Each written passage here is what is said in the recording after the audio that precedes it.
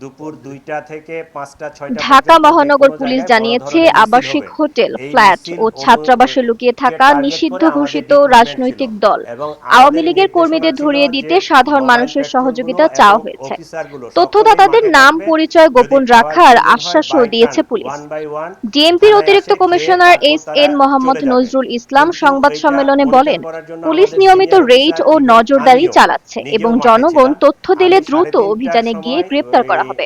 তিনি জানান, মোহাম্মদপুর থানায় আওয়ামী গিয়া লীগের দেখি কর্মীরা ঝটিকা যে মিছিল থানার করছে সামনে এবং ৫টা সেখান পিকআপ, থেকেও ৫টা গাড়ি। গ্রেপ্তার করা হচ্ছে। এর পরে এই দুপুর ২টা থেকে ৫টা-৬টা পর্যন্ত যে কোনো জায়গায় বড় ধরনের মিছিল হবে। এই মিছিল কে টার্গেট করে আমাদের ডিপ্লয়মেন্ট ছিল এবং আমাদের নির্দেশনা ছিল যে মোবাইল পেট্রোলগুলো এবং অফিসারগুলো সকলেই মাঠে থাকবে। যদি খাওয়ার প্রয়োজন হয় by turn one by one থানায় আসে খেয়ে তারপর তারা চলে যাবে। কিন্তু এইটা মনিটর করার জন্য আমাদের সিনিয়র অফিসার ইভেন আমিও নিজেও মাঠে ছিলাম। আমি ৩:৩০টার সময় ওই মোহাম্মদপুর থানায় গিয়া দেখি যে থানার সামনে ৫টা পিকআপ, ৫টা গাড়ি। যাই চেক করে দেখলাম ওসি থানায় আছে, জোনাল এসি আছে, ইন্সপেক্টর অপারেশন আছে, 2টা পেট্রোল গাড়ির টিম আছে।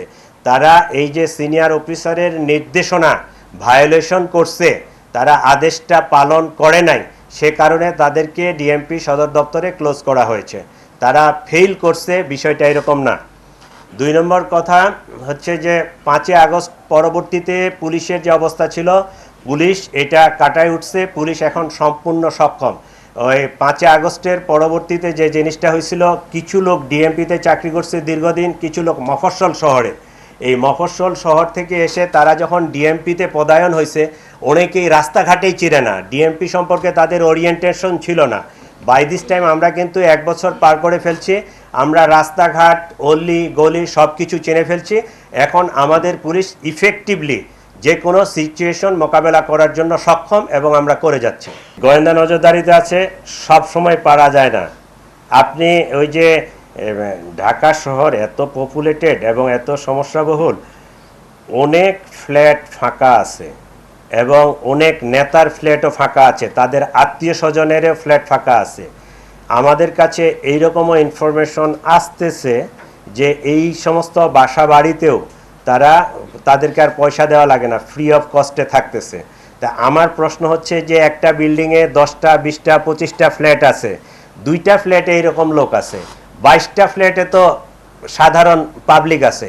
আপনারা আমাদেরকে হেল্প করেন না কেন? আপনারা এই ইনফরমেশনটা দেন না কেন যে অমুক বিল্ডিংয়ের অমুক লোকেশনে এই ফ্ল্যাটে এই ধরনের কিছু ছেলেপেলে আছে যারা ছাত্র না বা অছাত্র, যারা অপতৎপরতার সাথে জড়িত।